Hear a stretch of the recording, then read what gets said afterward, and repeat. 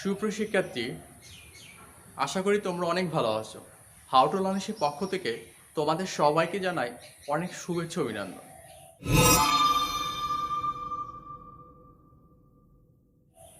গত ক্লাসে আমি প্রোনাউনের বিভিন্ন রূপ, সাবজেক্ট, অবজেক্ট নিয়ে কথা বলেছিলাম। আজকে কথা বলবো প্রোনাউনের বিভিন্ন রূপ, পসেসিভ কেস, রিফ্লেক্সিভ এবং ডাবল নিয়ে। চলো ক্লাসে চলে যাই। প্রোনাউনের বিভিন্ন রূপ, সো আমাদের এই যে পসেসিভ কেস, ডাবল রিফ্লেক্সিভ এবং ডাবল পসেসিভ, এই সমস্ত জিনিস ভালো করে বুঝতে গেলে প্রথমত আমাদের প্রোনাউনের বিভিন্ন রূপ সম্পর্কে ধারণা থাকতে হবে।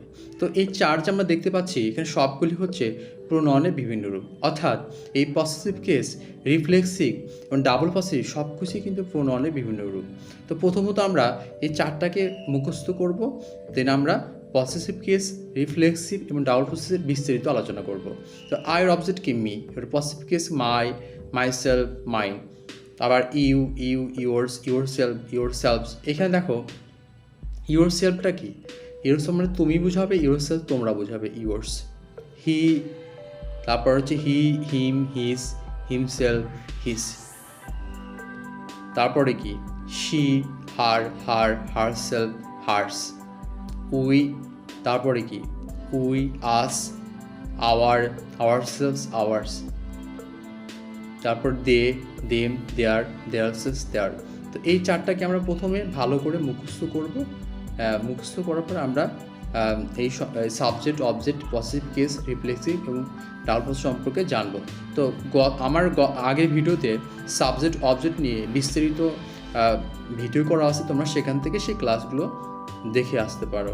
এখন আমরা এই পসেসিভ, রিফ্লেক্সিভ, ডাবল পসেসিভ নিয়ে কথা বলবো। এবার পসেসিভ কেসের ব্যবহার। তো নাউনের পূর্বে পসেসিভ কেস ব্যবহার করা হয়, জিরান্টের পূর্বে পসেসিভ কেস ব্যবহার করা হয়।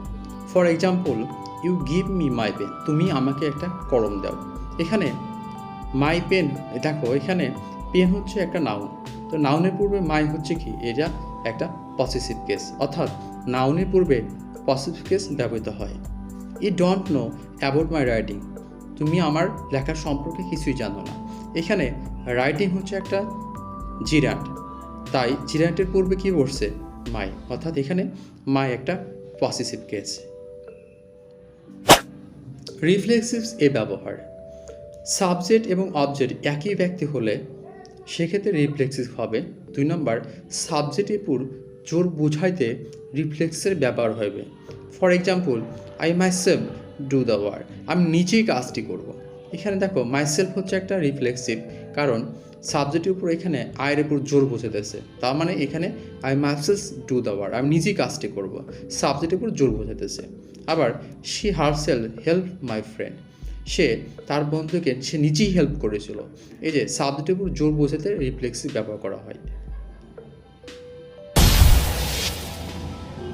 এবার আমরা জানবো ডাবল পসেসিভ ব্যবহার সম্পর্কে। পসেসিভ কেস এবং নাউনের পরিবর্তে ডাবল পসেসিভ ব্যবহার করা হয়। বি ভার্বের কমপ্লিমেন্ট হিসাবে ডাবল পসেসিভ ব্যবহার করা হয়। For example, your pen is more delightful than mine, অর্থাৎ তোমার কলমটি আমার কলমের চেয়ে অনেক বেশি ভালো। এখানে দেখো মাই পেনের পরিবর্তে মাইনই ব্যবহার করেছে, অর্থাৎ মাই পেন হচ্ছে একটা পসেসিভ কেস, এটার পরিবর্তে মাইন ব্যবহার করেছে। তো আমরা কি বুঝলাম যে পসেসিভ কেস পরিবর্তে মাইন, এটা ডাবল পসেসিভ ব্যবহার করা হয়। ইউর পেন ইজ মাইন, তোমার কলমটি আমার, এখানে মাই পেন হচ্ছে পসেসিভ কেস, এটার পরিবর্তে মাইন ব্যবহার করা হয়েছে। আই হ্যাভ এ পেন, এখানে আসলে আমরা পসেসিভ কেসটা কেন ব্যবহার করি, পসেসিভ কেসটা আসলে আমরা কেন ব্যবহার করি এই সম্পর্কে একটা পূর্ণাঙ্গ আইডিয়া জানবো।